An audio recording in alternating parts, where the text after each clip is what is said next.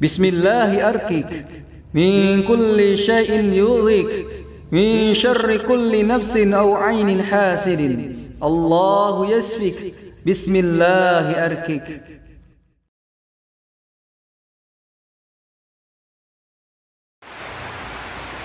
Bismillahirrahmanirrahim. Assalamualaikum warahmatullahi wabarakatuh.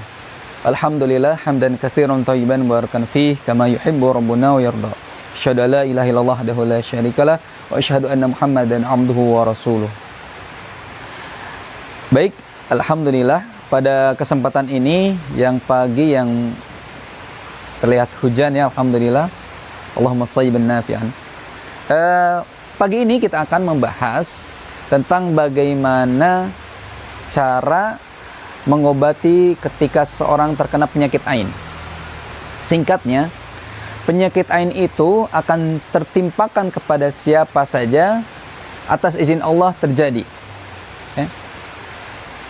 Proses terjadinya penyakit ain, sebelum saya membahas bagaimana penanganannya, bagaimana mengobatinya, pertama kita secara singkat mengenal tentang penyakit ain. Jadi penyakit ain ini penyakit yang ditimbulkan karena pandangan mata. Ya, karena pandangan mata yang terjadilah sebuah penyakit. Ya, al-ain, al-ainu. Ya. Kata Rasulullah, al-ainu haqqun. Karena penyakit ain itu hak, benar adanya. Ya. Lau kana syai'un sabaqal qadar sabaqathul ain. Maka kata Rasulullah, seandainya ada sesuatu yang dapat mendahului takdir, maka al-ain lah, ya, ain lah, penyakit ain lah yang akan mendahului takdir, ya, seandainya ada. Nah, kemudian ini dijelaskan betapa berbahayanya tentang penyakit ain ini. Ya. Penyakit ain ini akan terkena seseorang ketika seseorang melihat kelebihan takjub terhadap seseorang atau harta atau kekayaan atau kesehatan, kesuksesan, kecantikan, ketampanan dan sebagainya, diiringi ada rasa hasad dari orang yang melihat. Ya.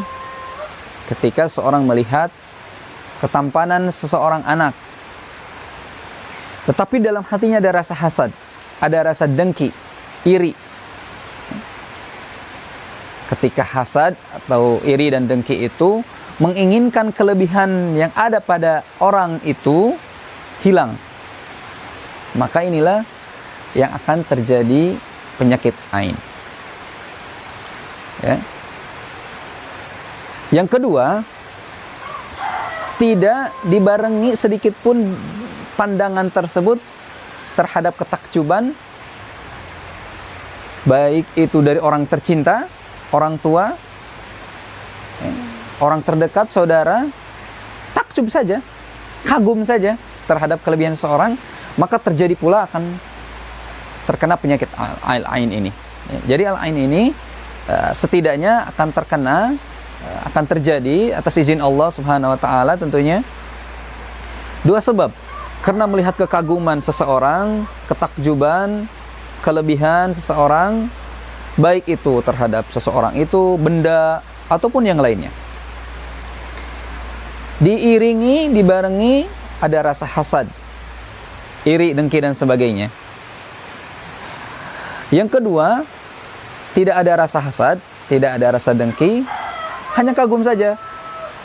Hanya saja tidak mendoakan keberkahan terhadap yang dia lihat, terhadap yang dia kagumi, terhadap anak yang ganteng, ganteng ya, cantik dan sebagainya, tanpa mengucapkan doa-doa keberkahan terhadap anak yang dia lihat, yang dia kagumi tersebut, maka akan terjadilah al-ain. Ya. Kemudian bisa saja seorang anak itu, sebagai contoh, orang yang terkena al-ain, anak yang tadinya sehat tiba-tiba sakit, anak yang tadinya lucu dan sebagainya tiba-tiba sering menangis, tidak berhenti, suhu badan tinggi dan sebagainya, atau dari benda kita, harta kita yang baru saja kita beli, kemudian ya, terjadilah kecelakaan, terjadilah kerusakan dan sebagainya. Nah, ini penting bagi kita untuk mencoba untuk mencegah, dan seterusnya kita berusaha mengobatinya, ya. Oleh karena itu, untuk mengobati penyakit ain ini dari pandangan orang tersebut, pertama adalah kita memandikan seseorang yang terkena penyakit ain. Ini dengan catatan yang menimpakan ain tersebut kita ketahui orangnya, tentunya. Sebagaimana Rasulullah SAW sampaikan, idza stughsiltum faghsilu. Ketika seseorang yang menimpakan ain itu dimintakan mandi, maka mandilah. Ya. Mandilah untuk mengobati orang yang terkena ain tersebut. Cara yang kedua, yang salah satu di antaranya selain mandi adalah dimintakan wudu, ya.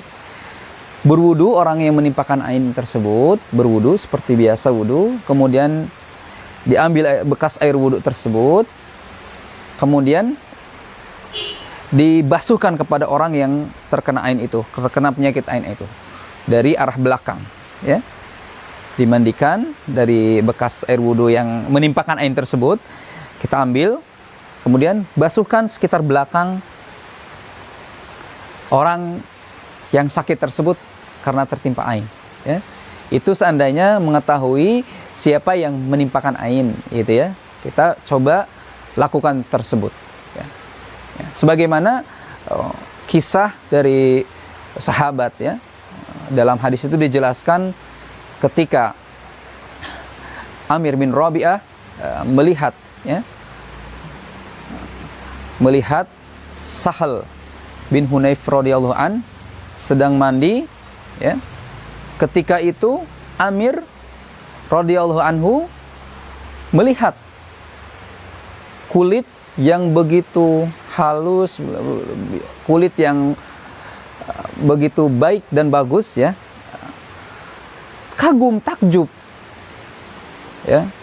Takjub. Pada saat itu ketakjubannya tidak mendoakan keberkahan kepada Sahal. Maka pada saat itu terjatuh, pingsan, sakit. Oleh saat itu pula sampailah berita tersebut kepada Rasulullah SAW, maka ditanyakan siapa yang menimpakan ini dan secara ini. Kemudian selanjutnya maka Rasulullah memerintahkan kepada Amir bin Rabi'ah tersebut untuk berwudu, diambilkan air wudunya dan dibasuhkan, dan alhamdulillah pada saat itu pula atas izin Allah Subhanahu wa taala sembuh. Maka itu pun yang kita lakukan. Kita coba lakukan seandainya penyakit ain ini yang tertimpa kepada seseorang, siapapun itu, apapun itu benda, baik benda ataupun yang lainnya, maka kita lakukan hal tersebut. Bagaimana kalau seandainya ini tertimpa ain, tapi kita tidak tahu siapa yang menimpakannya?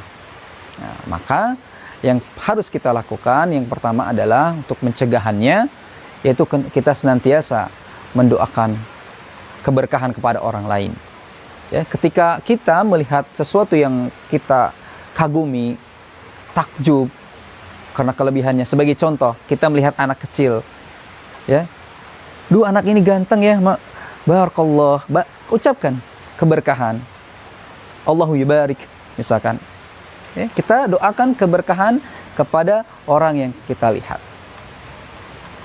agar ini tidak tertimpa penyakit ain yang orang kita lihat tersebut, atau bayi, baik bayi, orang, baik itu mobil, baik itu rumah atau sebagainya. Ketika kita melihat kekaguman kita, melihat ketakjuban kita terhadap sesuatu tersebut, maka doakan keberkahan, gitu ya.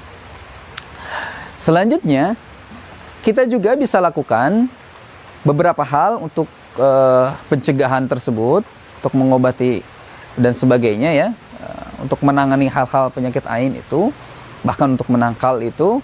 Salah satu di antaranya adalah mendoakan tadi, ya, keberkahan. Sebagai contoh misalkan mendoakan anak kita, misalkan sebagaimana Rasulullah SAW mendoakan Hasan dan Husain, ya, u'idzukuma bi kalimatillahi tamah min kulli syaitanin wa hammah wa min kulli ainin lammah, ya. Oke.